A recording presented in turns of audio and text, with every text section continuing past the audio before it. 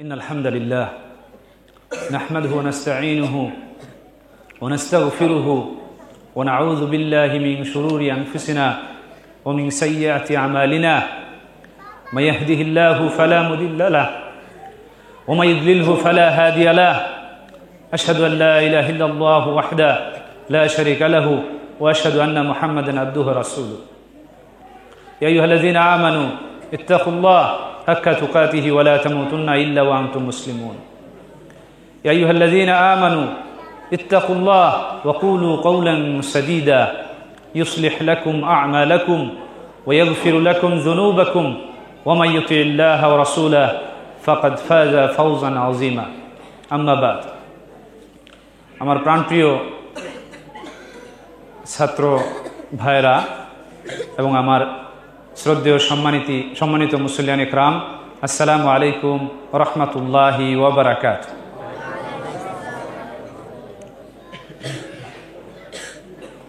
قال رسول الله صلى الله عليه وسلم طلب العلم فريضة على كل مسلم।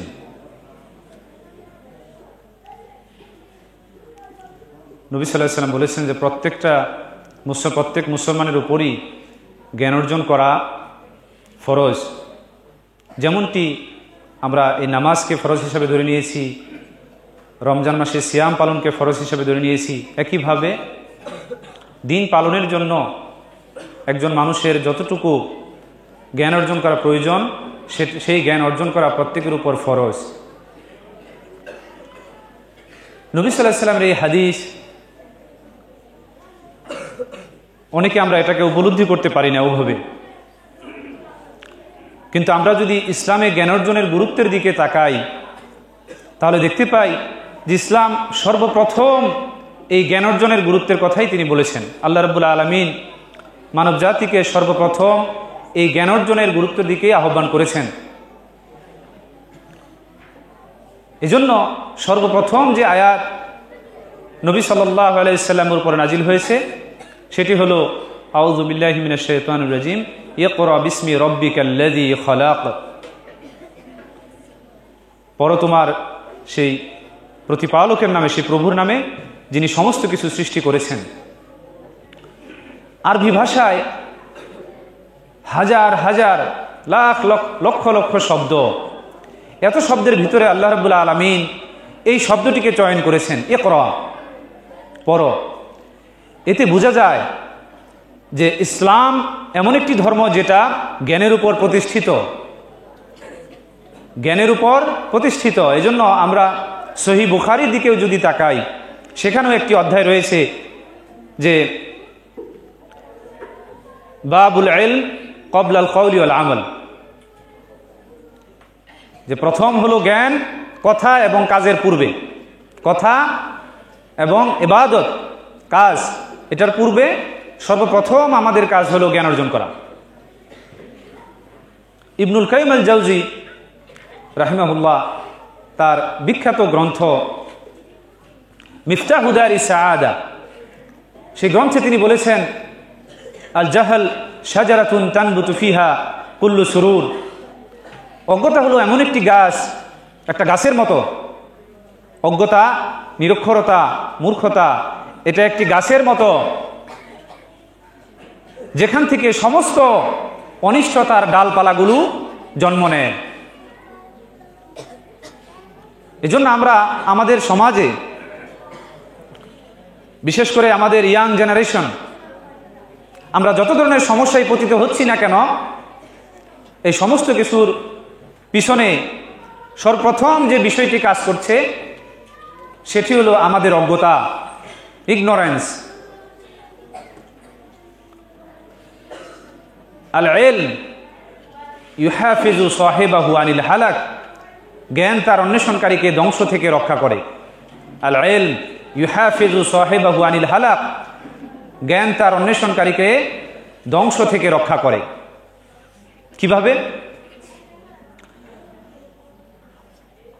জ্ঞানের কারণে মানুষ আল্লাহ রাব্বুল আলামিনকে ভয় করে। ভয়টা দুই কারণে হয় অনেক সময়। জ্ঞানের কারণেও মানুষ ভয় পায়, আরেকটা হলো অজ্ঞতার কারণে ভয় পায়। যেমন কারো যদি আল্লাহ রাব্বুল আলামিন সম্পর্কে জ্ঞান থাকে যে তিনি এত বিশাল, সমস্ত কিছু সৃষ্টি করেছেন, আমাদের হায়াত মৌতের মালিক তিনি, আমাদের রিজিক দিচ্ছেন, যে কোনো মুহূর্তে আমাদের প্রাণ চলে যেতে পারে, এরপরে আমাদের বিচার করবেন, আল্লাহ রাব্বুল আলামিন এই ক্ষমতার মালিক তিনি এগুলো করার, যখন আল্লাহ সম্পর্কে আমরা এটা জানবো তখন আল্লাহ রাব্বুল আলামিনের নির্দেশ মানতে আমাদের সহজ হয়ে যাবে। আল্লাহ রাব্বুল আলামিনের অবাধ্য হতে আমাদের ভয় লাগবে। তাহলে এই জ্ঞান একজন মানুষের ভিতরে আল্লাহর ভয়কে সৃষ্টি করে। এজন্য আল্লাহ রাব্বুল আলামিন কোরআনে সূরা ফাতিরে তিনি বলেছেন, ইন্নামা ইয়াখশাল্লাহা মিন ইবাদিহি আল উলামা। ইন্নামা শব্দটি ব্যবহার করা হয়েছে, যদিও ইন্না শব্দটি ব্যবহার করা যেত বা করি আমরা সাধারণত আরবি ভাষায়। ইন্না শব্দটি ব্যবহার করলে, যেমন আমি যদি বলি ইন্না জাইদান ফিল ফাসল, জাইদ ক্লাসে আছে, এটা দ্বারা কিন্তু এটা বোঝায় না যে জাইদের ক্লাসে আর অন্য কেউ নাই। অন্য কেউ থাকতে পারে, কিন্তু জাইদও ক্লাসে আছে। কিন্তু যখন বলবো ইন্নামা জাইদুন ফিল ফাসল, তখন বোঝা যায় যে শুধুমাত্র জাইদই ক্লাসে আছে, আর কেউ নাই। এজন্য আল্লাহ রাব্বুল আলামিন সূরা ফাতিরের সেই আয়াতে তিনি বলেছেন, ইন্নামা ইয়াখশাল্লাহা মিন ইবাদিহি আল উলামা, কেবলমাত্র জ্ঞানীরাই আল্লাহ রাব্বুল আলামিনকে ভয় করে। তাহলে জ্ঞান মানুষকে আল্লাহ রাব্বুল আলামিনের সম্পর্কে জানার কারণে সে আল্লাহর আদেশ নির্দেশ মানতে যেমন তার সহজ হয়, তেমনি আল্লাহর প্রতি আশা এবং তার রাগান্বিত হওয়াকে সে ভয় পায়। আর অজ্ঞতা, যেমন অজ্ঞতার কারণে মানুষ গাফেল, আল্লাহ রাব্বুল আলামিন সম্পর্কে সে জানেও না, ফলে আল্লাহর নির্দেশ, আল্লাহর নিষেধ, তারপরে আদেশ, এগুলো তার কোনো তোয়াক্কা সে করে না। এই জন্য জ্ঞান অর্জনের ক্ষেত্রে ইসলামের সর্বপ্রথম গুরুত্ব আরোপ করা হয়েছে। এবং এই জ্ঞান ছাড়া আমরা যাই করতে যাব সেটা মানে কল্যাণের সে ক্ষতি ঢিল মারার মতো, অন্ধকারে ঢিল মারার মতো, যে যদি লেগে যায়, লাগতেও পারে নাও লাগতে পারে, সম্ভাবনা খুবই কম। দুইটা রাস্তা যদি ঢাকায় যাওয়ার দিকে থাকে, তার মধ্যে একটা হলো মনে করেন সঠিক, আরেকটার মধ্যে একটু ভেজাল আছে। যে ব্যক্তি অনুমানের ভিত্তিতে যে কোনো একটা ইখতিয়ার করবে, সে যে কোনো একদিন যাবে, সে সঠিক পথটাও বেছে নিতে পারে, ভুল যে পথটা আছে সেটাও সে বেছে নিতে পারে, সম্ভাবনা 50-50। কিন্তু যে জানে যে দুইটা পথের মধ্যে এই পথটাই সঠিক, তখন সে জ্ঞানের কারণে তার আর কষ্ট হবে না। এই জন্য জ্ঞান অর্জনের গুরুত্ব ইসলামে প্রথম। এখানে যারা ছাত্র রয়েছেন তারা এই কাজটি করছেন। ইসলামে যে জ্ঞান অর্জনের গুরুত্বের কথা বলা আছে, আমাদের ছাত্র ভাইয়েরা সেই কাজটি করছেন। এবং এটা শুধু ছাত্রদের কাজ নয়, এটা আমাদের বড়দেরও কাজ। যারা মাদ্রাসায় পড়ছি না, স্কুলে পড়ছি না, তাদেরও কাজ এই জ্ঞান অর্জন করা, আল্লাহ রাব্বুল আলামিনকে জানা। এই জন্য বলা আছে আলা মারতাবাতুল ইলম ওয়া হুয়া আল ইলমু বিল্লাহ, জ্ঞানের সর্বোচ্চ লেভেলটা হলো আল্লাহ রাব্বুল আলামিন সম্পর্কে জ্ঞান অর্জন করা। একজন মুসলমানের প্রথম কাজ তার রবকে চিনা, তার নবীকে চিনা, কোরআন যে আল্লাহ রাব্বুল আলামিনের পক্ষ থেকে এসেছে এই সম্পর্কে জ্ঞান অর্জন করা, আমাদের দিন যে সঠিক সেই ব্যাপারে জ্ঞান অর্জন করা। কারণ এগুলো যদি না করি তাহলে আমাদের ইবাদত হবে ঠিকই, কিন্তু ইবাদতটা সেই বিশ্বাসের সাথে হবে না। ফলে আকাশ আর জমিনের পার্থক্য হবে ওই দুই ব্যক্তির সাথে, যে ব্যক্তি আল্লাহ রাব্বুল আলামিনের পরিচয় জানার পরে তাকে সেজদা দেয়, আর যে ব্যক্তি তাকে না জেনে সেজদা দেয়। যে ব্যক্তি আল্লাহ রাব্বুল আলামিনকে চিনে,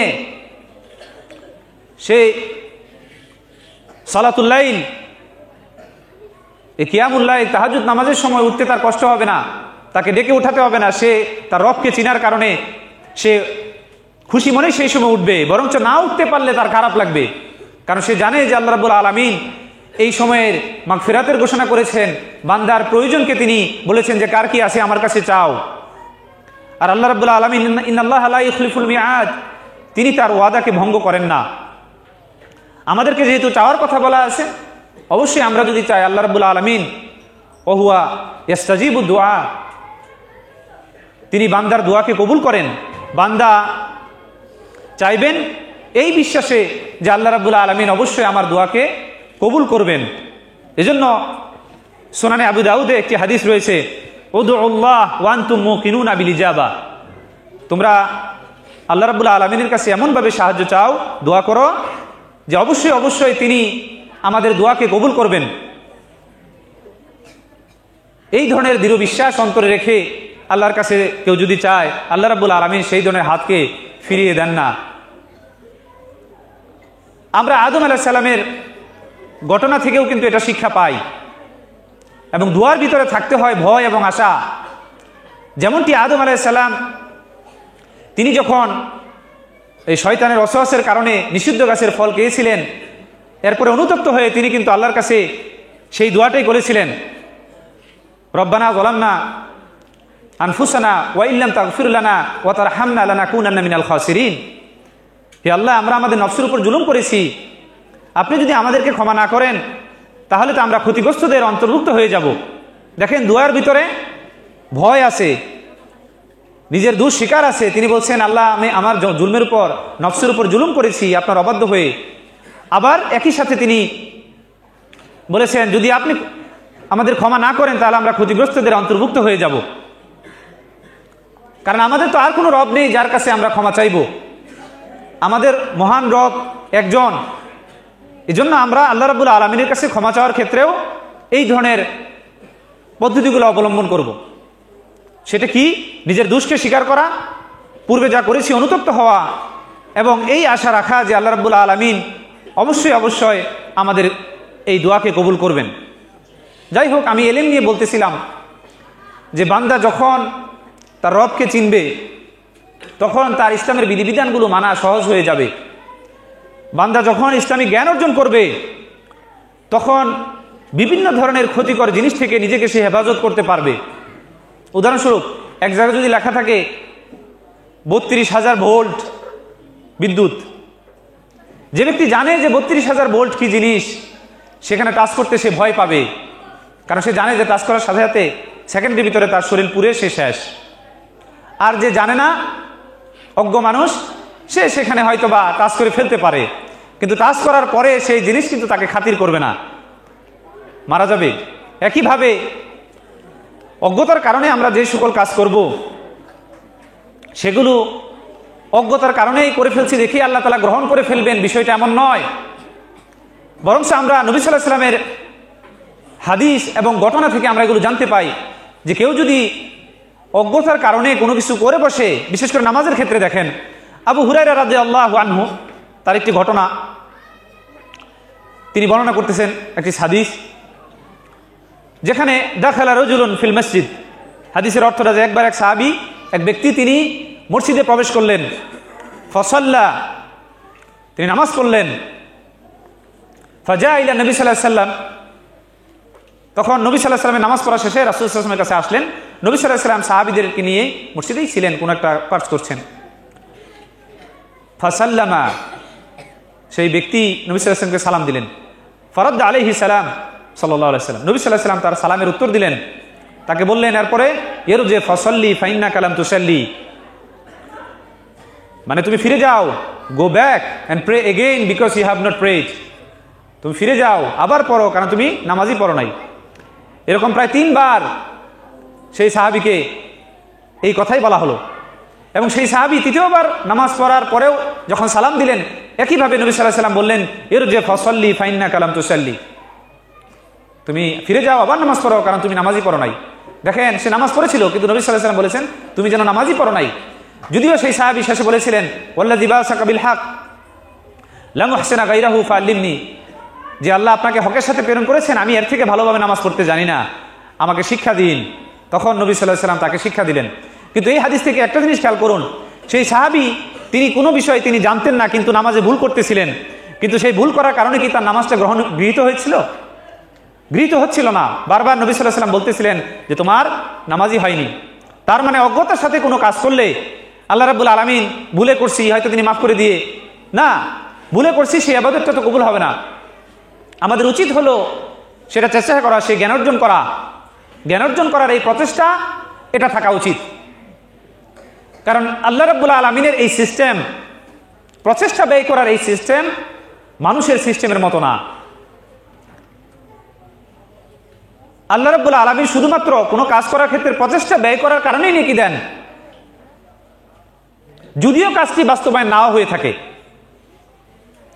একজন মানুষ যদি এই ওয়ালটা সারাদিন ধাক্কাইতে থাকে, হয়তো সে এটা সরাইতে পারবে না, সকাল থেকে রাত পর্যন্ত ধাক্কাইলেও সরাইতে পারবে না। পদার্থবিজ্ঞানের সূত্র অনুসারে সে কোনো কাজই করে নাই, কারণ সে এই জায়গাটাকে সরাইতে পারে নাই। কিন্তু এই যে তার প্রচেষ্টা ব্যয় হলো, এগুলো গৃহীত না। একইভাবে একজন ছাত্র সারা বছর পড়লো, ফাইনাল পরীক্ষায় ফেল, লিখতে পারে নাই। এই সারা বছর যে সে প্রচেষ্টা করলো, চেষ্টা করলো, এগুলোর পরীক্ষার খাতায় কি তার এগুলো কোনো নাম্বার আছে? সে যে ফেল করেছে, লিখতে পারে নাই, বাস জিরো। কিন্তু আল্লাহ রাব্বুল আলামিন সেই সত্তার সিস্টেম এরকম না। নবী সাল্লাল্লাহু আলাইহি সাল্লাম এক হাদিসে তিনি বলেছেন যে ইযা হাকামাল হাকিম ফাসতাহাদা ফাসাবা ফালাহু আজরান। যখন একজন বিচারক তিনি বিচারে রায় দেন এবং এই রায় দেওয়ার আগে তিনি প্রচেষ্টা চালান, তার এলম দ্বারা, জ্ঞান দ্বারা চেষ্টা করেন এটা রায় দেওয়ার জন্য, ইযা আসাবা ফালাহু আজরান, মানে যদি সে ওইটা এই রায় দিতে গিয়ে তিনি সঠিক রায় দেন তাহলে তার জন্য ডাবল নেকি। ওয়াইযা হাকামাল হাকিম ফাসতাহাদা ফাআখতা ফালাহু আজর। আবার একজন বিচারক তিনি যদি বিচার কার্য সম্পাদনের সময় তিনি তার ইসলামিক জ্ঞান সমস্ত কিছু প্রয়োগ করে বিচারের রায়ে ভুল করেন, নবী সাল্লাল্লাহু আলাইহি সাল্লাম সেই হাদিসের মাধ্যমে জানিয়ে দিয়েছেন যে তার জন্য একটি নেকি রয়েছে। এই হাদিসটির দিকে যদি আমরা খেয়াল করি, আমরা দেখতে পাবো যে ইসলাম মূলত মানুষকে প্রচেষ্টা ব্যয় করার কথা বলে। কারণ একজন বিচারক যখন বিচার কার্য পরিচালনা করেন, তিনি এমন একটি অবস্থানে থাকেন, তিনি যাদেরকে বিচার করছেন এমনও হতে পারে সেখানে একজন ব্যক্তি তিনি নিরপরাধ কিন্তু খুনের আসামি হিসাবে অভিযুক্ত। আবার একজন ব্যক্তি অপরাধী, খুন করছে কিন্তু সে বেকসুর খালাস দিয়ে দিল, এরকম হতে পারে অনেক সময়। প্রমাণের কারণে, বিভিন্ন কারণে দেখা গেল নিরপরাধ ব্যক্তি তিনি প্রমাণ উপস্থাপন করার না কারণে তার ফাঁসি হয়ে যায়। আবার অপরাধী ব্যক্তি তার বিভিন্নভাবে চাতুরতা করে ভুল প্রমাণ দিয়েও সে অনেক সময় খালাস পেয়ে যায়। কিন্তু নবী সাল্লাল্লাহু আলাইহি সাল্লাম বলেছেন যে এরকম একটি জায়গায় একজন ব্যক্তি যদি ভুল সিদ্ধান্তও দিয়ে ফেলে, তিনি যদি তার প্রচেষ্টাকে ব্যয় করেন তাহলে তার জন্য নেকি রয়েছে একটি। এজন্য ইসলামে এই জ্ঞান অর্জন করতে যে আমরা যে প্রচেষ্টা ব্যয় করছি এটা একই সাথে ইবাদত, এবং আমরা ফলাফল শেষে যাই হোক না কেন আল্লাহ রাব্বুল আলামিন আমাদের এই পারিশ্রমিকের বিনিময় দিবেন। এবং এই ঘটনাগুলো আরো বিভিন্ন জায়গায় স্পষ্ট। আমরা যদি নূহ আলাইহিস সালাতু সালাম এর জীবনের দিকে তাকাই, আমরা দেখতে পাই যে নূহ আলাইহিস সালাম তিনি তার কওমকে 950 বছর তিনি দাওয়াত দিয়েছেন, কিন্তু কি ঘটছে বিনিময়ে?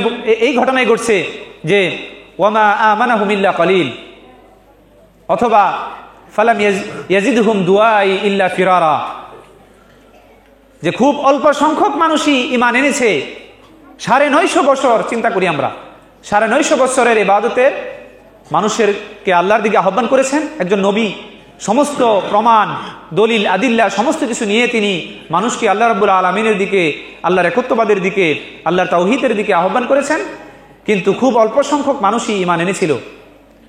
এবং বলেছেন যে ফালাম ইয়াজিদহুম দুআই ইল্লা ফিরারা, আমার আহ্বান, আমার দাওয়াত তো শুধুমাত্র তাদেরকে আমার থেকে পলায়নই করেছে, মানে আমি যতই দাওয়াত দিয়েছি তারা শুধু আমার থেকে পলায়ন করেছে। তাহলে আমরা কি বলতে পারি যে এই 950 বছর দাওয়াত দেওয়ার কারণে নূহ আলাইহিস সালাম তিনি এই অল্প কিছু সংখ্যক মানুষ যেহেতু ইসলামী দাওয়াত গ্রহণ করেছিল, আল্লাহর প্রতি ঈমান এনেছিল, তাহলে তিনি এই 950 বছর প্রচেষ্টা ব্যয় করার ফলাফল যেহেতু মাত্র অল্প কিছু সংখ্যক, অতএব তিনি ব্যর্থ হয়েছিলেন। নাউজুবিল্লাহ। আমরা কি এটা বলতে পারি?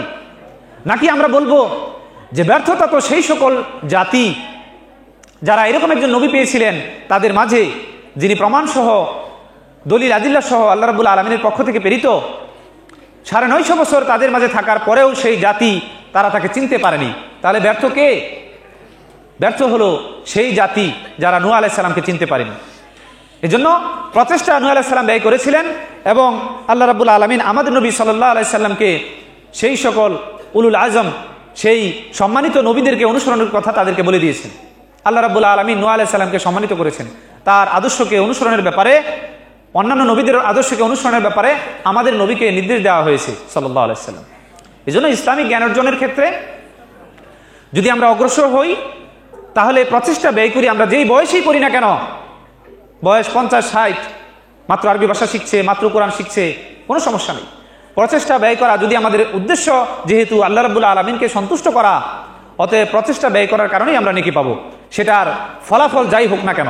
একজন মানুষ 10 বছর 5 বছর চেষ্টা করে দেখা গেল আরবি ভাষা শিখতে পারলো না, 10 বছর চেষ্টা করে কোরআন পরে আর ভুলে যায়, নানান সমস্যা, অসুবিধা নাই। এই যে সে চেষ্টা করেছে জ্ঞান অর্জনের ক্ষেত্রে, আল্লাহ রাব্বুল আলামিন তাকে এতে বরকত দান করবেন।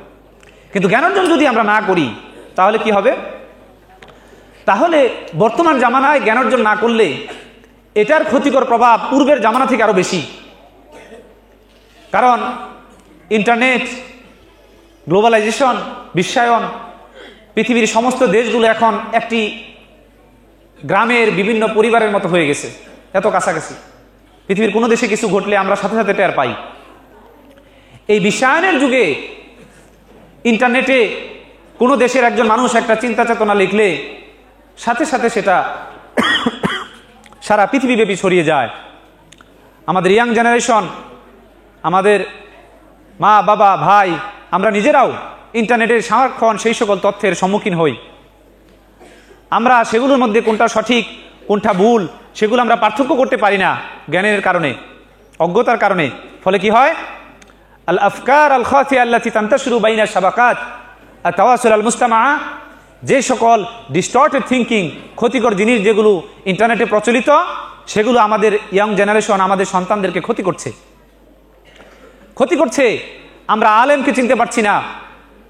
দেখা গেল আলেমের বেশ ধরে রয়েছে, সে ইসলামের দিকে আহ্বান করছে, ভুল তথ্য, ইসলামের ভুল বার্তাকে মানুষের মাঝে পৌঁছে দিচ্ছে, কিন্তু আমাদের নিজেদের জ্ঞান না থাকার কারণে আমরা পার্থক্য করতে পারছি না। বলছে আল আলেম ইয়ারিফুহাল উলামা, জ্ঞানীদেরকে তো জ্ঞানীরা চিনতে পারে। একজন অজ্ঞ মানুষ যার ইসলামের প্রাথমিক লেভেলের জ্ঞান নেই, তিনি ইন্টারনেটে যে কারো কথাকেই সে চাকচিক্যময়, জুখরুফুল কৌল কোরআনে রয়েছে, চাকচিক্যময় কথা, তারা এই চাকচিক্যময় কথাগুলোকে, তাদের কথাগুলোকে সুন্দরভাবে সজ্জিত করে বিভিন্ন ডিজাইন, গ্রাফিক্স, অ্যানিমেশন এগুলো দিয়ে আমাদের সামনে উপস্থাপন করে। আমরা তাদের সেই চাকচিক্যতায় ভুলে গিয়ে সেগুলোকে অ্যাকসেপ্ট করে ফেলি। বর্তমান জামানায় এগুলো চলছে, ইয়াং জেনারেশনদের চিন্তা চেতনাকে ক্ষতিগ্রস্ত করে ফেলছে। এই জন্য আমরা এই জ্ঞান অর্জন আমাদেরকে করতে হবে। বর্তমান জামানার ইয়াং জেনারেশন অনেক সমস্যার ভিতরে, তার মধ্যে একটি হলো মুশকিলাতুল কুদওয়া। কাকে তারা অনুসরণ করবে? মিনাল উলামা, আলেমদের মধ্য থেকে কোন আলেমকে অনুসরণ করবেন, কোন আলেম এর থেকে জ্ঞান নেবেন, কোন আলেমের কথা শুনবেন, এটা ইয়াং জেনারেশনরা পার্থক্য করতে পারছে না। দেখা গেল ফলোয়ার অনেক বেশি, 70-80 হাজার, 90 হাজার, কয়েক মিলিয়ন, কিন্তু কথা বলে ইসলামের শিক্ষার সম্পূর্ণ বিপরীত শিক্ষা। তখন ইয়াং জেনারেশন, তাদের কাছে এই মাপকাঠি না থাকার কারণে তারা সঠিক আলেম বা যিনি সত্যিকারের আলেম এবং যিনি জাহেল কিন্তু আলেমের বেশভূষাক ধরে আছে, দুইজনকে পার্থক্য করতে না পারার কারণে তারা তাদের কাছ থেকে এলেম নিয়ে নিচ্ছে, এবং পরিশেষে কি হচ্ছে? তাদের চিন্তা চেতনা বিকৃত হয়ে যাচ্ছে। সেই সকল সন্তানদের আমরা আমাদের সন্তানদেরকে তখন আর করতে পারছি না, আমাদের ট্র্যাকে রাখতে পারছি না। ইসলামী শিক্ষা সে গ্রহণ করছে, কিন্তু তারপরেও তার চিন্তার ভিতরে এমন এক চিন্তা ঢুকে দেওয়া হচ্ছে, বিকৃত চিন্তা। নবী সাল্লাল্লাহু আলাইহি ওয়াসাল্লাম হাদিসই মানা যাবে না, এও কথা বলা হচ্ছে। আপনারা শুনেন না এগুলো? এক সমাজের এক শ্রেণী মানুষ এটাও বলছে যে হাদিস না হলেও চলে, নাউজুবিল্লাহ। দেখেন, এটা দিয়েও অনেক গ্রামকে তারা বুঝিয়ে ফেলছে যে না, আসলেই তো বিষয়টা সঠিক, কোরআনে তো ওভাবে নাই, কোরআনে তো 5 ওয়াক্ত নামাজের ওভাবে ডাইরেক্ট নাই, ও তো জুমা নামাজের ব্যাপারে ডাইরেক্ট নাই। মানে এমনভাবে তাদেরকে মস্তিষ্ককে বিকৃত করে ফেলছে। ফলে এমন শ্রেণীও আছে যারা তাদেরকে মনে করছে যে এরা তো সত্যবাদী, জ্ঞানের সাথে কথা বলছে। এজন্য সেই মুশকিলাতুল কুদওয়া, আমরা কাকে অনুসরণ করব, এই ব্যাপারগুলো আমাদের ইয়াং জেনারেশনদের জানা দরকার। যে কিভাবে আমরা একজন আলেমকে যাচাই করব, কি কি বৈশিষ্ট্য সেই আলেমের ভিতরে থাকলে আমরা বুঝতে পারবো যে উনি হকের উপর রয়েছেন, তার কথা শোনা যায়, তার আমলগুলোকে অনেক সময় মানে তিনি যে সকল ব্যাপারে দিক নির্দেশনা দিচ্ছেন সেগুলো মানা যায়। আমি সংক্ষেপে সেটা 2-1টি কথা ইনশাল্লাহ বলার চেষ্টা করব।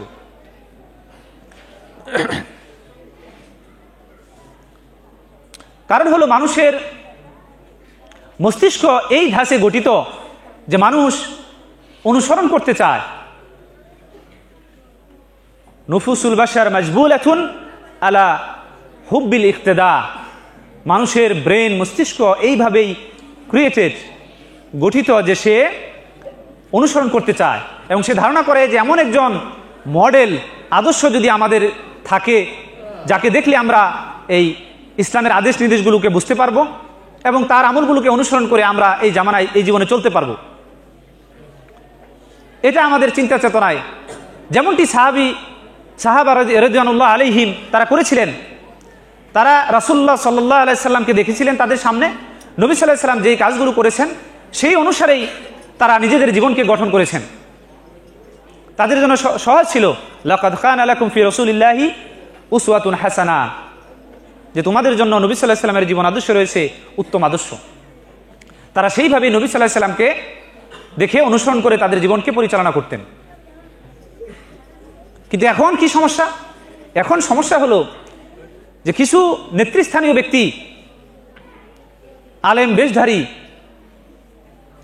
তারা ইউটিউবে, ইন্টারনেটে, বিভিন্ন জায়গায় তারা তাদের নিজস্ব চিন্তাধারা, নিজস্ব দুর্বল চিন্তাধারা মানুষের চিন্তাকে গঠন করছে, মানুষের চারিত্রিক বিষয়গুলোকে দিক নির্দেশনা দিচ্ছে দুর্বল চিন্তার মাধ্যমে। তাদের যে দুর্বল চিন্তা চেতনা রয়েছে সেই চিন্তা চেতনা দ্বারা তারা মানুষের চিন্তাকে গঠন করছে এবং ইন্টারনেটের বিভিন্ন ওয়েবসাইট, ফেসবুক এবং ইউটিউবের যে চ্যানেলগুলো, এগুলোকে তারা নিজেদের জন্য এক একটা ভাষণের মেম্বার বানিয়ে নিয়েছে, বক্তৃতার মঞ্চ বানিয়ে নিয়েছে, যেখানে তারা নিজেদের দিকে, নিজেদের চিন্তার দিকে, ব্যক্তিত্বের দিকে মানুষদেরকে আহ্বান করছে, মুসলমান সন্তানদেরকে। এবং দুঃখজনক হলেও সত্য, সেখানে এমন কিছু ব্যক্তিও রয়েছেন যারা ইসলামের দুয়াত হিসেবে কাজ করছেন, কিন্তু দুঃখের সাথে বলতে হচ্ছে তারা অনেক সময় ইসলামের সঠিক মেসেজটা সঠিকভাবে মানুষের কাছে পৌঁছাতে পারছেন না। ফলে কি হচ্ছে? ফলে কিছু শ্রেণীর মানুষ রয়েছে যারা সারাক্ষণ ইসলামের আলেম ওলামাদের দূর ধরার জন্য উত পেতে থাকে। তারা সেই সকল দায়ী বা দুয়াত যারা বিভিন্ন সময়ে ইসলামের বিভিন্ন বিষয়ে ভুল করে বলে ফেলেন, অথবা তারা সঠিকটাই বলেছিলেন কিন্তু তাদের সেই ভিডিও এবং তথ্যগুলোকে সুন্দরভাবে বিকৃত করে মানুষের মাঝে উপস্থাপন করে ইসলাম ধর্মের সমালোচনা করা হয়। তো এই জন্য আমাদের সতর্ক হওয়া উচিত, যে আমাদের যুব সমাজের সতর্ক হওয়া উচিত এই সকল মানুষদের চিন্তা চেতনা যেন আমাদের সন্তানদের ভিতরে ঢুকে না যায় এবং আমাদের ভিতরে যেন ঢুকে না যায়। এজন্য আমরা কি কি বিষয়ের দ্বারা একজন আলেম তাকে আমরা কুদওয়া হাসানা বা যিনি সালেহ লিল ইক্তেদা, যাকে অনুসরণ করা যেতে পারে, যার নেক আমল নির্দেশনা আমরা মেনে চলতে পারি। কারণ এই জামানায় তো অনেক উলামা একরাম মাশাআল্লাহ, কিন্তু আমরা কাকে অনুসরণ করব সেটা আমরা কিভাবে বুঝব? তার কিছু মাপকাঠি রয়েছে। তবে সেগুলো বলার আগে প্রথমে আমি বলে নেই, কোনো আলেম যদি কোনো একটা বিষয়ে, কোনো আলেমই হাফিজাহুমুল্লাহ এবং রাহিমাহুমুল্লাহ যারা মারা গেছেন তাদেরও, কেউ কিন্তু ভুলের ঊর্ধ্বে নয়। একজন আলেম একটা বিষয়ে ভুল করার কারণেই তার আর কোনো কথা শোনা যাবে না, তার কোনো আদেশ আর মানা যাবে না, এরকম না। কোনো আলেমই মাসুম না, প্রত্যেকেই ভুল করে। তবে যদি সেই আলেম এমন হন যে তিনি সেই ভুল করছেন, ভুল করে সেটাকে মানুষের মাঝে প্রচার করছেন, প্রচার করে সেটা নিয়ে গর্ব করছেন এবং গর্ব করে মানে অহংকার করছেন, এবং সেটার উপর তিনি ইসরার লেগে আছেন, তিনি তাকে উপদেশ দেওয়ার পরেও, তাকে সুন্দরভাবে বলার পরেও তিনি সংশোধিত হচ্ছেন না, তাহলে এই ধরনের আলেম তাকে কি করা যাবে না? তাকে অনুসরণ করা যাবে না। যদিও পরিপূর্ণ অনুসরণ আমরা তো নবী সাল্লাল্লাহু আলাইহি সাল্লামকে করব, কিন্তু এই জামানায় যে সকল উলামা কেরাম আমাদেরকে ইসলামের বাণী শুনিয়ে দিচ্ছেন, আমরা কিভাবে তাদের থেকে তথ্য নিব? আমাদের ভিতরে কি মাপকাঠি থাকা উচিত যেটার মাধ্যমে আমরা বুঝে ফেলবো যে ওনার তথ্য নেওয়া যাবে না? এজন্য আমরা একজন আলেম একটা ভুল করার কারণেই যেন আমরা তাকে বাদ না দিয়ে দেই, সেই ভুলটা যতক্ষণ না পর্যন্ত এরকম হবে। কারণ মানুষ ভুল করে, ইনসান দাঈফ, দুর্বল। একটা ভুল করছে, তিনি তারপরে দেখা গেল স্বীকারও করছেন যে আমার এটা ভুল হয়ে গেছে, তখন ঠিক আছে। কিন্তু যদি দেখা গেল ভুল করছে মারাত্মক ধরনের, যেটা দ্বারা জাতি ক্ষতিগ্রস্ত হচ্ছে, অন্য বড় বড় উলামা একরাম তাদেরকে সতর্ক করছেন, কিন্তু তিনি শুনছেন না, বরঞ্চ অহংকার করছেন, সেটার উপর লেগে আছেন, তাহলে এই ধরনের আলেমের কথা শোনা যাবে না। এটা হলো 1 নম্বর বিষয়। 2 নম্বর বিষয় হলো যে আমি যে বৈশিষ্ট্যগুলোর কথা বলবো, এমন না যে এই সমস্ত বৈশিষ্ট্যই একজন আলেমের ভিতরে থাকলেই কেবল তাকে মানতে হবে, আর না হলে মানা যাবে না। বরঞ্চ বিষয়টা হলো যে কিছু এর অধিকাংশই যদি একজন আলেমের ভিতরে থাকে, তাহলে সেই আলেমের কথা শোনা যেতে পারে। এটা শর্ত নয় যে তার সমস্ত কথাই, সমস্ত বৈশিষ্ট্যই তার ভিতরে থাকতে হবে। 1 নম্বর যে বৈশিষ্ট্যটা একজন আলেমে থাকা উচিত, যেগুলো একটু কথাটা একটু কঠিন হতে পারে, ছোট বাচ্চারা যারা আসো ভয় পেও না, হ্যাঁ, ইনশাল্লাহ একসময় তোমরা এগুলো বুঝবে।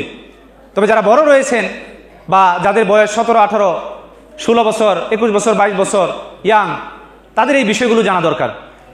একজন আলেমের বক্তব্য হওয়া উচিত ইনতিলাক মিনাল মুহকামাত, মানে তিনি তার কথাগুলো বলবেন কোরআনের ভিতরে যে সকল মুহকামাত, যে সকল আয়াতের ব্যাপারে এখন আমরা যেগুলো রয়েছে অনুসরণীয় আয়াত, আর কিছু রয়েছে মুতাশাবিহ, যেগুলোর অর্থ আল্লাহ রাব্বুল আলামিন তিনি আমাদেরকে ওভাবে স্পষ্ট করেননি, কিন্তু সেই সকল বিষয় নিয়ে অনেকেই দেখা গেল আমল করার চেষ্টা করে, সেগুলো নিয়ে মানুষকে ভুলভাবে, যেমন আলিফ লাম মিম সূরাতুল বাকারার শুরুতে, এইটার অনেকে আছে এগুলোরও কি করে ব্যাখ্যা করে মানুষকে ভুলভাবে বোঝায়। এজন্য মুতাশাবিহ যেগুলো রয়েছে, এই রূপক অর্থে অস্পষ্ট আয়াত, সেগুলো নিয়ে ওই আলেম কাজ করবেন না। উনি কাজ করবেন শুধু মুহকামাতগুলো নিয়ে, যেগুলোর ব্যাপারে কোরআন এবং হাদিসের দালালাত স্পষ্ট। এটা তার একটি বৈশিষ্ট্য থাকবে। আরেকটি বৈশিষ্ট্য হলো যে তিনি জামউল বাইনা নুসুস আশ-শারঈয়্যা ওয়া বাইনা মুরাআতুল মাকাসিদ ওয়াল মাসালিহ। ওই আলেমের একটি বৈশিষ্ট্য থাকবে, তিনি কি করবেন, কোরআন এবং হাদিসের যে নুসুসগুলো রয়েছে, হাদিস এবং কোরআনের আয়াত, এটার সাথে তিনি মানুষের অবস্থা, মানুষের বর্তমান পরিস্থিতি, মানুষের চিন্তা চেতনা, এগুলোর সাথে সামঞ্জস্য করে তিনি কাজ করবেন। আমরা এক্ষেত্রে সমাজে দেখতে পাই 2 শ্রেণীর মানুষ। এক শ্রেণীর মানুষকে দেখতে পাই যারা কোরআন এবং হাদিসে যেটা আছে কোনো ধরনের বাছ বিচার না করে, ফিকহ শাস্ত্রের কোনো কিছুর জ্ঞান না রেখে হুবহু সেটাকে প্রয়োগ করতে চান। আবার কেউ আছে তারা এই কোরআন এবং হাদিসের আয়াতগুলোকে এবং নবী সাল্লাল্লাহু আলাইহি ওয়াসাল্লাম বাণীগুলোকে তারা একটু শিথিলভাবে নেয়। তারা মনে করে শরীয়তের উদ্দেশ্য, উদাহরণস্বরূপ কেউ বলে এই জামানায় কঠিন, অতএব টাকনুর নিচে দরকার কি, কষ্ট করে উপরে পড়ার দরকার কি, নিচে পড়লেও সমস্যা নেই। ইউরোপ কান্ট্রিতে ওখানে যেহেতু খুব মডার্ন, ওখানে টাকনুর উপরে এটা মানায় না, অতএব ঠিক আছে। এই যে শিথিল করে দিল, অথচ নবী সাল্লাল্লাহু আলাইহি ওয়াসাল্লাম কঠিনভাবে হুঁশিয়ারি দিয়েছেন। তাহলে এই যে শিথিল করে দিল, এইরকম 2 ভাবে বিভক্ত সমাজ। এক শ্রেণী আরেক শ্রেণীকে দোষারোপ করে, যারা কোরআন এবং হাদিসকে শক্ত করে শুধু আঁকড়ে ধরে, শরীয়তের উসুলুল ফিকহ, শরীয়তের অন্যান্য বিষয়গুলোকে খেয়াল না করে, এটার প্রয়োগ কিভাবে করতে হবে না জেনে, তারা বলে যে যারা দ্বিতীয় দলকে তারা খুব বলে যে এরা কোরআন হাদিসকে অবজ্ঞা করছে। আবার প্রথম দলটা বলে যে এরা কোরআন হাদিসকে অনেক কঠোরভাবে মানে, অথচ মানুষের যে উদ্দেশ্য চিন্তা করে প্রয়োগ করা উচিত, পরিস্থিতিকে পর্যবেক্ষণ করে যেভাবে প্রয়োগ করা উচিত, সেটা তারা করে না। কিন্তু মূলত ইসলাম বলে, ইসলাম কখনো মাকাসিদ উদ্দেশ্য এবং কোরআন এবং হাদিসের যে নুসুস, এই 2টার মধ্যে তাআরুদ করে না, বরং 2টাকে সামঞ্জস্য করে যিনি অ্যাপ্লাই করবেন, তিনি হলেন সত্যিকারের আলেম। আমি একটা ঘটনা এরকম শুনেছিলাম, একজন আলেমকে এক লোক প্রশ্ন করছে, আচ্ছা কেউ যদি খুন করার পরে এই লোকের তওবা কি গৃহীত হবে? তিনি তার দিকে আলেম একটু তাকালেন, তাকানোর পরে বললেন যে না, যে খুন করবে তার তওবা গৃহীত হবে না। তো ওই লোক চলে গেল। পাশে আরেকজন আলেম তাকে বললেন, আপনি এই কথাটা কিভাবে বললেন? কারণ আমরা তো সহিহ মুসলিমে হাদিস রয়েছে যে একজন ব্যক্তি 99টা হত্যা করার পরে তারপরে 100 পূর্ণ করলেন। আপনার হাদিস জানেন না? তারপরে তিনি আল্লাহর কাছে ক্ষমা ছিলেন, চাইলেন, আল্লাহ তাআলা তাকে ক্ষমা করে দিয়েছেন এই মর্মে সেখানে প্রমাণ রয়েছে, আরো অনেক হাদিস রয়েছে এই ধরনের বিষয়ে। তাহলে ওখানে তো দেখা যায় যে খুন করার পরে ক্ষমা চাইলে, আন্তরিক তওবা করলে আল্লাহ তাআলা ক্ষমা করেন। তখন এই আলেম উত্তর দিল যে আমি ওই ব্যক্তির দিকে, চোখের দিকে যখন তাকালাম, আমার মনে হলো যে তিনি আমার কাছে ফতোয়া নিয়ে সে কাউকে খুন করার জন্য আমার কাছে ফতোয়া চাচ্ছে, এজন্য আমি তাকে নিষেধ করে দিয়েছি। তো এইভাবে মানুষের মন মেজাজ পরিস্থিতিকে বিশ্লেষণ করে কথা বলা, নবী সাল্লাল্লাহু আলাইহি ওয়াসাল্লাম নিজেও এই কাজটি করেছেন। এক সাহাবা হঠাৎ করে মজলিসে এসে তিনি বলতেছেন, ইয়া রাসূলুল্লাহ, নাউজুবিল্লাহ, আমাকে জিনা করার অনুমতি দিন। চিন্তা করেন, কোরআনের আয়াত রয়েছে এই ব্যাপারে, কঠিন হুঁশিয়ারি রয়েছে, নবী সাল্লাল্লাহু আলাইহি ওয়াসাল্লাম হাদিস রয়েছে হুঁশিয়ারির ব্যাপারে, কিন্তু সেই সাহাবা হঠাৎ করে সামনে এসে এটা বললেন। অন্যান্য সাহাবা নবী সাল্লাল্লাহু আলাইহি ওয়াসাল্লাম পাশে যারা ছিলেন তারা তো প্রায় মারতে যায়, যে এত বড় সাহস, যে বিষয়ে এইভাবে কঠোরভাবে নিষেধ, সেই বিষয়ে সে অনুমতি চাচ্ছে। কিন্তু নবী সাল্লাল্লাহু আলাইহি ওয়াসাল্লাম দেখেন, আমাদের জামানায় যদি এরকম একজন এসে বলতো, আমরা কি করতাম চিন্তা করেন, আমরা তাকে কিভাবে অপমান করতাম। কিন্তু নবী সাল্লাল্লাহু আলাইহি ওয়াসাল্লাম সেই কাজটি করেননি সাল্লাল্লাহু আলাইহি ওয়াসাল্লাম।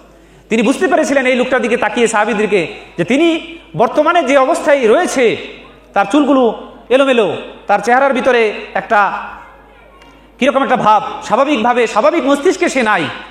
অতএব তাকে প্রথমে স্বাভাবিক মস্তিষ্কে ফিরিয়ে আনতে হবে।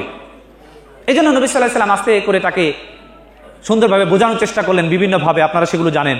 তাকে জিজ্ঞেস করলে, তুমি যে কাজটা করতে চাচ্ছ, এটা তোমার বোনের কাছ সাথে কেউ করলে, তোমার খালার সাথে কেউ করলে, তোমার মায়ের সাথে কেউ করলে, এগুলো কি তুমি পছন্দ করবে? তখন সেই সাহেব বলল, না, আমি কখনো এটা পছন্দ করি না। আস্তে আস্তে তার ভিতরে সচেতনতা তৈরি হলো। তখন নবী সাল্লাল্লাহু আলাইহি ওয়াসাল্লাম তার জন্য দোয়া করে দিলেন, হে আল্লাহ, তার অন্তরকে পবিত্র করুন। ওই সাহাবী তিনি বলেছেন, এরপরে অন্য কোনো পাপ আমার কাছে এত বেশি ঘৃণিত মনে হতো না। তাহলে একইভাবে দেখেন, একবার এক সাহাবী বেদুইন, তিনি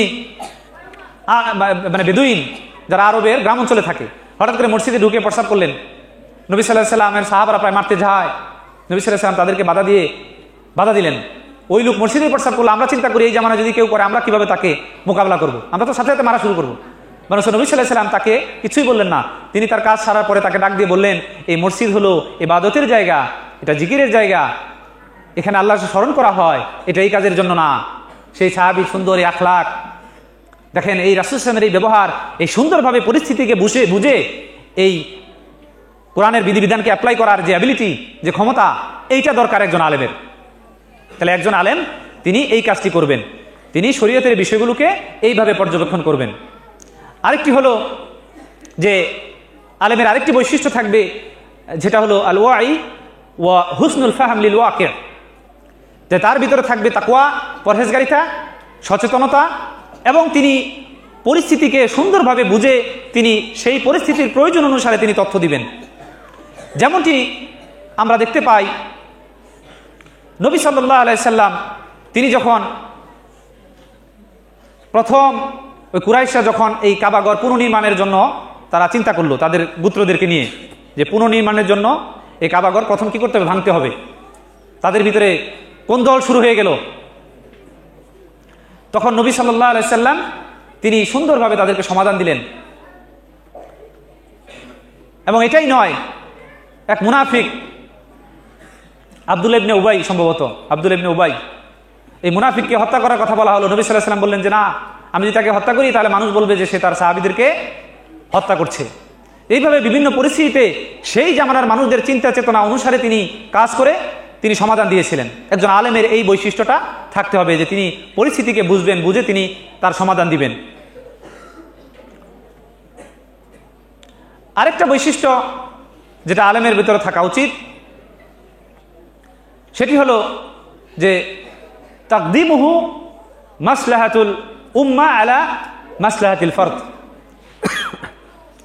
যে আলেম সে অনুসরণ করা হবে, তিনি যখন কোনো বিষয়ে সিদ্ধান্ত নেবেন তিনি সেটার সমাধান এমনভাবে দিবেন, সেটা যদি শুধু ব্যক্তিকেন্দ্রিক হয়, ব্যক্তির উপকার হচ্ছে কিন্তু সমাজের ক্ষতি হচ্ছে, তাহলে তিনি সেটা বিরত থাকবেন। কিন্তু যদি দেখেন যে ব্যক্তির একটু লস হলেও পুরা সমাজ এতে উপকৃত হবে, তখন তিনি সেই সমাজের বিষয়টা দেখবেন, মুসলমানদের স্বার্থ এই ক্ষেত্রে দেখবেন, ব্যক্তি স্বার্থের চেয়ে তিনি পুরা উম্মতের স্বার্থটাকে খেয়াল করবেন। এই ধরনের বৈশিষ্ট্য একজন আলেমের থাকতে হবে। আরেকটি বৈশিষ্ট্য হলো যে তার ভিতরে থাকতে হবে যে তিনি তাওয়াজুন ওয়াল ইতিদাল তিনি কোনো বিষয়ে বাড়াবাড়ি করবেন না, সাহাবীদের ব্যাপারে বাড়াবাড়ি করবেন না, ইসলামের বিভিন্ন বিষয়ে বাড়াবাড়ি করবেন না। অনেকে আছে সাহাবীদেরকে গালিগালাজ করে, আবার বিভিন্ন মতাদর্শের ব্যাপারে অনেক বেশি বাড়াবাড়ি করে ফেলে, কিন্তু ইসলামে এই বাড়াবাড়ির সুযোগ নেই। আলেমের এই বৈশিষ্ট্যটা থাকতে হবে যে তিনি তাওয়াজুন এবং ইতিদাল, তার ভিতরে এই ভারসাম্যহীনতা এই ভারসাম্য থাকতে হবে।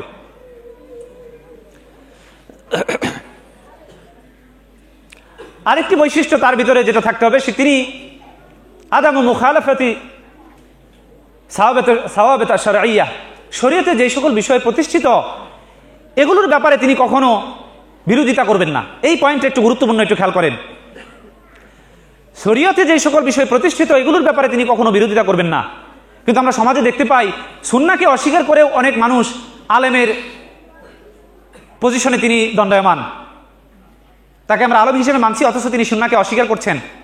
অনেক লোক রয়েছে যারা ইসলামের অনেক ভালো ভালো কথা বলছে, কিন্তু তারা সুন্নাহ মানতে রাজি না। এবং তারা সুন্নাহ যে মানতে রাজি না এটাকে এভাবে বলে না, অন্যভাবে তথ্যকে বাদ দিয়ে দেয়, বাদ দিয়ে বলে যে এটা ইসলামে নাই, এটা সুন্নায় নেই, অথচ সুন্নাহ এটা স্পষ্ট।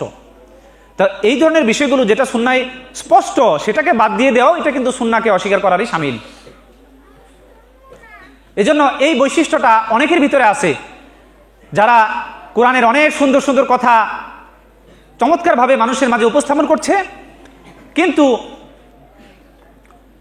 তার এই আড়ালে রয়েছে এই সুন্নাহকে অস্বীকার করার এই ষড়যন্ত্র।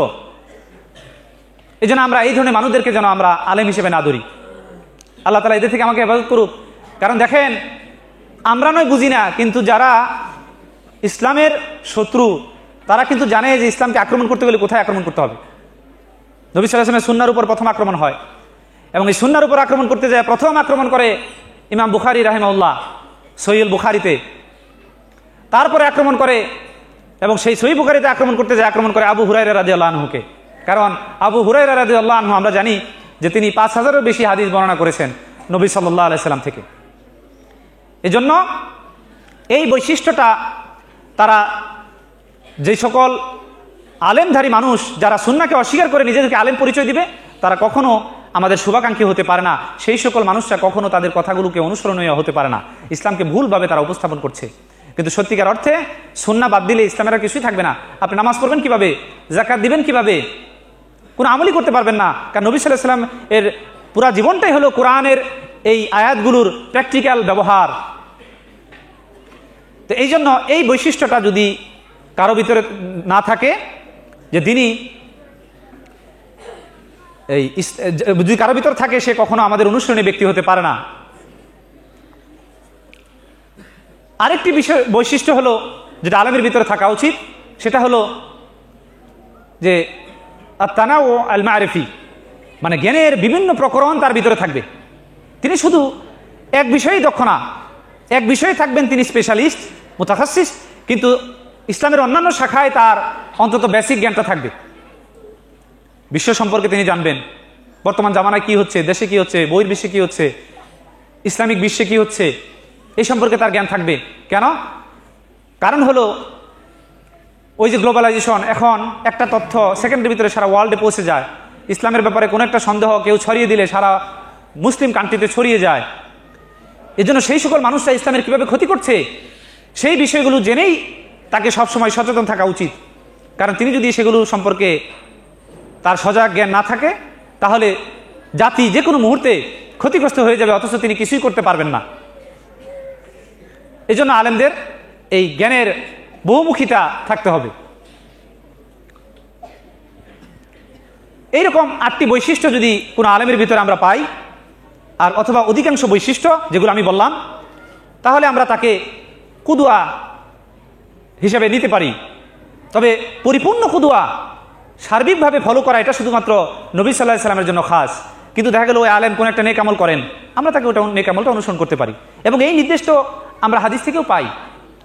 একজন চরিত্রহীন নারী, প্রস্টিটিউট, দেখা গেল তিনি কুকুরকে বা বিড়ালকে পানি খাওয়াইছিলেন, সেই জিনিসটা হাদিসে বর্ণনা আছে। কেন?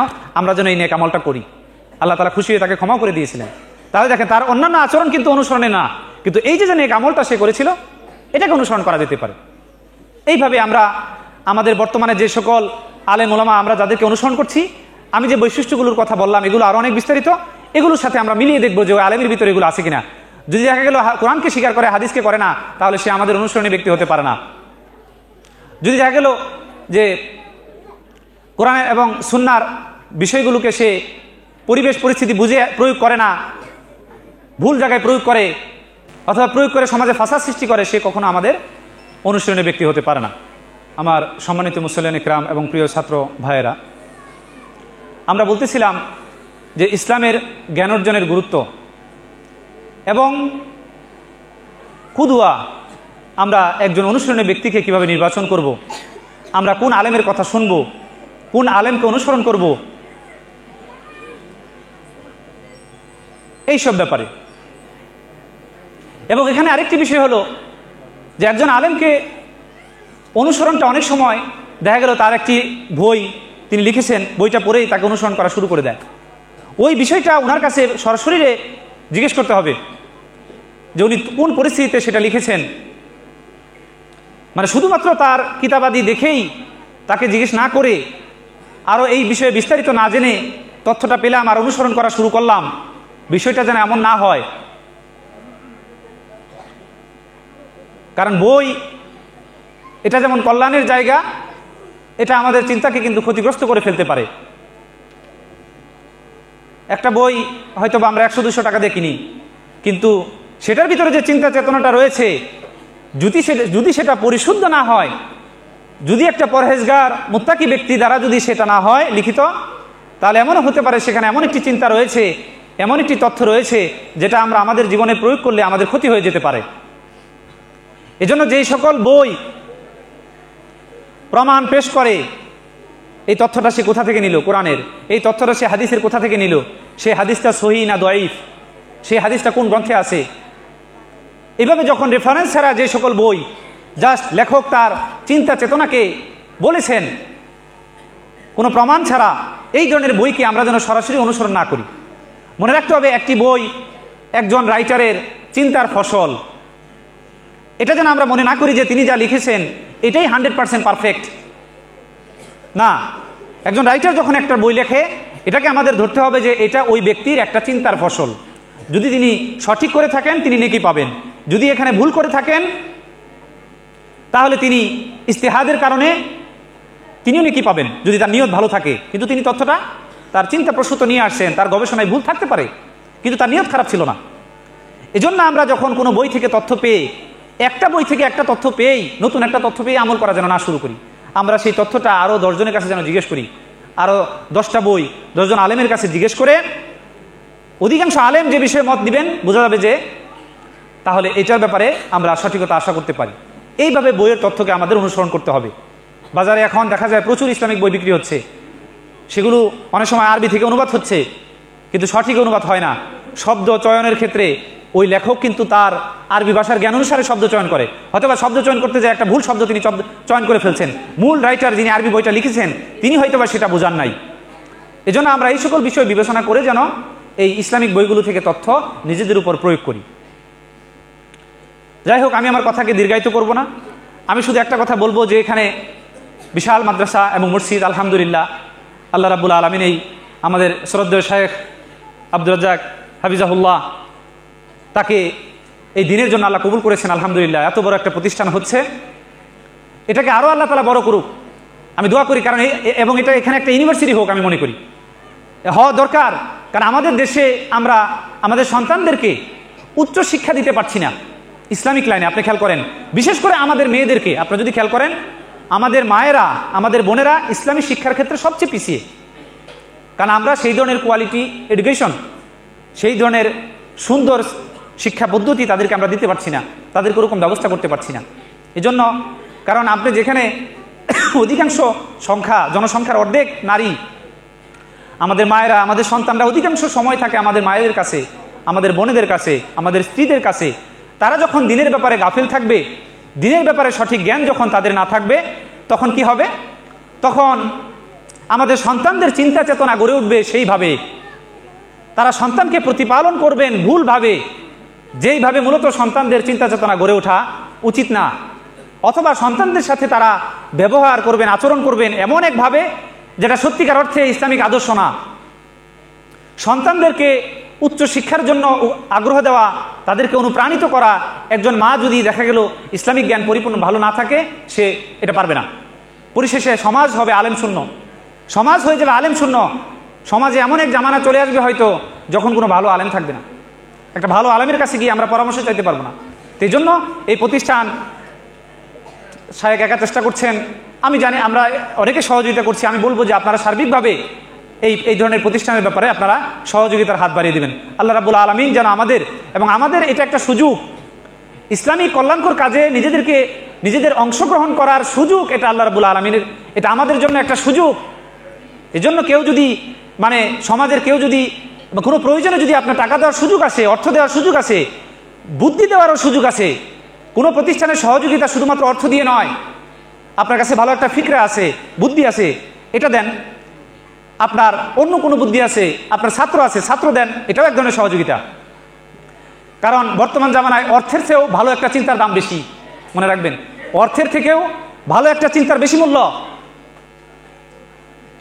এই জন্য এই ধরনের প্রতিষ্ঠানগুলোতে যারা সহি আকীদা এবং মানহাজ দিয়ে কাজ করছে, আমাদের সন্তানদেরকে এই খারাপ চিন্তা থেকে দূরে রাখার জন্য আলেম হিসেবে গড়ে তোলার প্রাণ চেষ্টা করছেন।